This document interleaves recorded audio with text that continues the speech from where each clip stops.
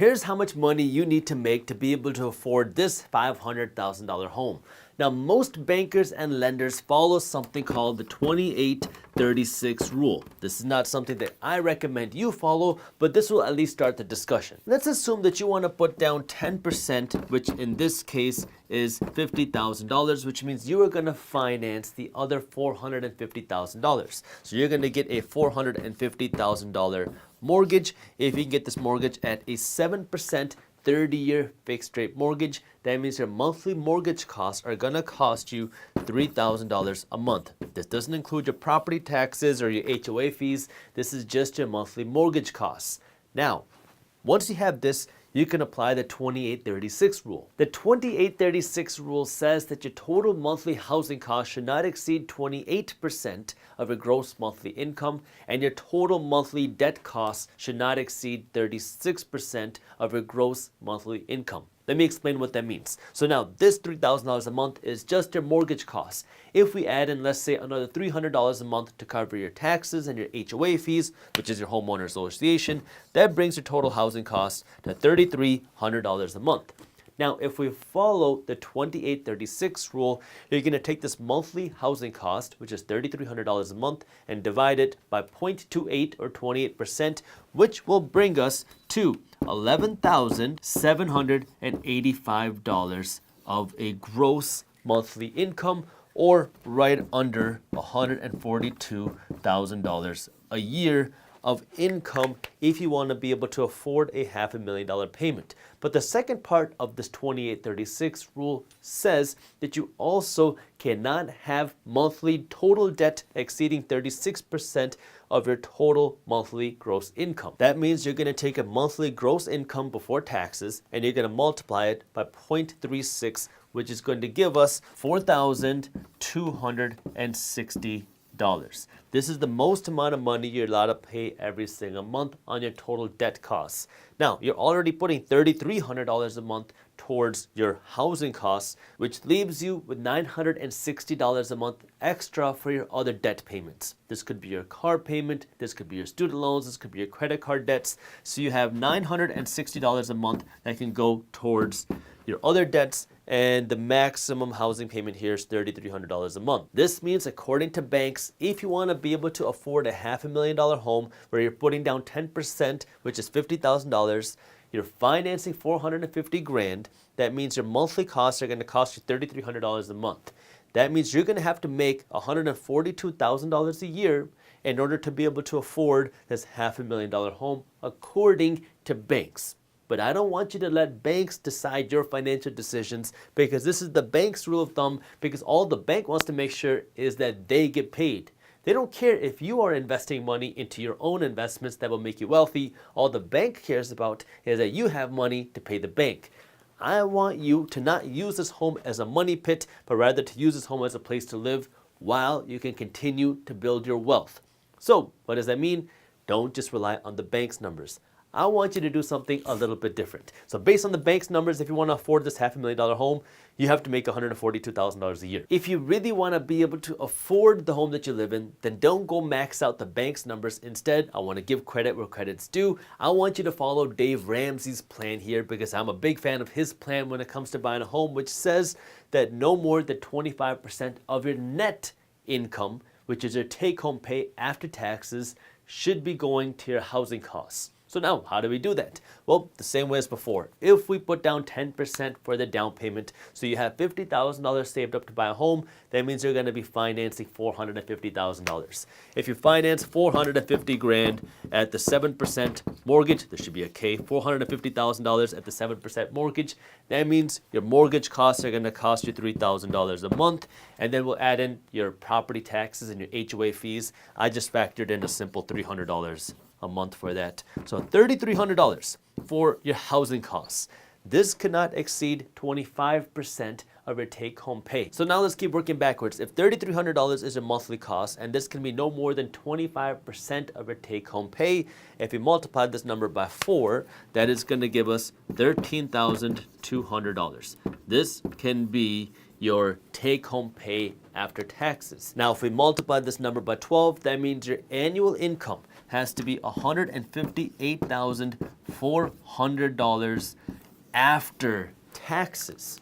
So now how much money do you have to make before taxes? What does your salary have to be? Well, that depends on what city and state that you live in, because every state's going to have different taxes. But if we assume that you live in Chicago, Illinois, that means that you are going to have to make $233,000 a year in your salary to be able to afford a $450,000 mortgage at a 7% interest rate. The reason why I prefer Dave Ramsey's 25% rule is because I look at the home that you live in like a liability rather than an asset. So many people think that the way that you're going to build generational wealth is by owning this home and then paying it off.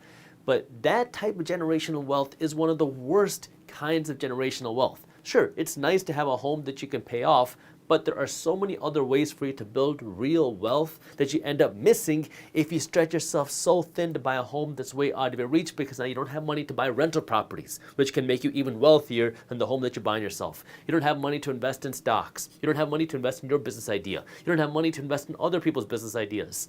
So I'd rather you live a little bit smaller here, that we have more money to invest, because I'd rather see you follow something like my 75-15-10 plan when it comes to actually spending your money. What the 75-15-10 plan says is for every dollar that you earn from now on, from here on out, and this is after taxes, 75 cents is the maximum that you spend, 15 cents is the minimum that you're investing, and 10 cents is the minimum that you're saving. So your monthly mortgage cost is going to fit right here in your spending. And then you have to pay for everything else. You got to pay for your groceries. You got to pay for your vacations. You got to pay for your clothes. You got to pay for all the other nice stuff here, while you have to make sure that you still have money to invest, and you make sure that you still have money to save. I talk about how you can actually invest your money in my free ebook that you can read, which goes over how you can start investing and start generating passive income. If you haven't read my free ebook on how to start investing and how to start generating passive income, I'll put the link to how you can download and read this ebook for free down in the description below. But the key here now is that you're not overspending here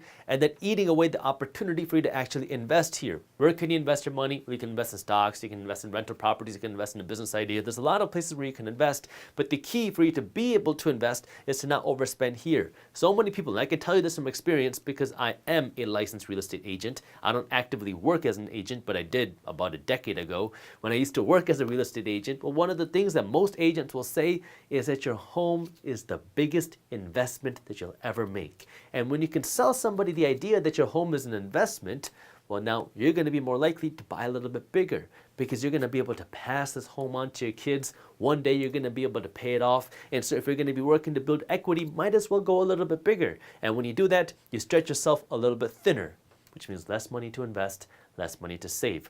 I'd rather you live in a home that you can actually afford, that way now you have more money to invest in other things, that way you can continue to build your wealth, and not live in a home that becomes a money pit. Because what ends up happening for so many people is now you have to upgrade the kitchen, you upgrade the basement, you upgrade the bathrooms, and now the furnace breaks, you have to upgrade that as well. And now it keeps constantly taking money out of your pocket instead of it actually making you any money. So now when you go to buy a home, there's 3 things I want you to pay attention to. We just talked about the mortgage payment, but there's 2 other things I want you to remember as well. If you really want to be able to afford the home that you live in, there are 3 different things that you have to be able to afford. We talked about being able to afford the mortgage, so I'm not going to go over this again, but you also have to be able to afford the down payment, and you have to be able to afford the move-in costs. Let me talk about this one, because this one is usually overlooked, but it's something you should remember, because when you go to actually move into a home, the cost of the home isn't just what you pay, because now when you move into the home and you want to upgrade the kitchen, or you want to upgrade the basement, or you want to upgrade the bathrooms, factor that cost in as well, because that's going to be expensive. And then if you have to get movers, factor that cost in as well, because that can get expensive. And then if you plan on getting new appliances, or you plan on getting new furniture, factor that cost in as well, because all these things are going to factor into your housing costs and the money that's going to be leaving your bank account. So please factor in the move-in costs in addition to just the down payment and the mortgage. Now, when it comes to your down payment, there's a couple different ways that people like to look at this. Some people want to put down as much of a down payment as possible. That way you have already equity in the home. That way you have a head start in paying off the home. Other people want to put down as little as possible, because they say, you know what, I don't want to put this much cash in right now. I'd rather invest this money somewhere else or do something else with the money instead of putting it into this down payment. What I want you to do here is just understand that the more equity you build in, the less you're going to have to pay off later on. And if you have a better use for the money, like if your mortgage is 7%, but you can invest this money into your business and get a 20% return, then sure, maybe you don't need to put down a 20% mortgage, but understand that if you don't put down 20% for your mortgage, then you're gonna have to pay other fees like potentially PMI, which is an insurance that you're paying to insure not yourself, but the bank, that in case you go into foreclosure, that the bank has insurance. So when you pay PMI, you're paying for the bank's insurance. So just understand when you don't put down 20%, you're gonna have to pay additional fees. You might not get the best interest rates, but there's a pro and a con with that. What I don't want you to do is put down a smaller down payment just because you don't have the money, because you want to keep saving up money to buy other nice things. I'd rather you put more money here than use this money to buy a car, to buy a vacation. Use this money to actually build some equity in your home. That way now you don't have as big of a mortgage. But the key, just remember all the numbers in a system where you have to make sure you can afford the mortgage. This mortgage should fit within the 25% rule, which should fit within the 75-10 plan, which allows you to have enough of a payment here that allows you to keep investing. And then your down payment should just fit within that plan. So everything is kind of like systematically organized where everything plays on top of one another.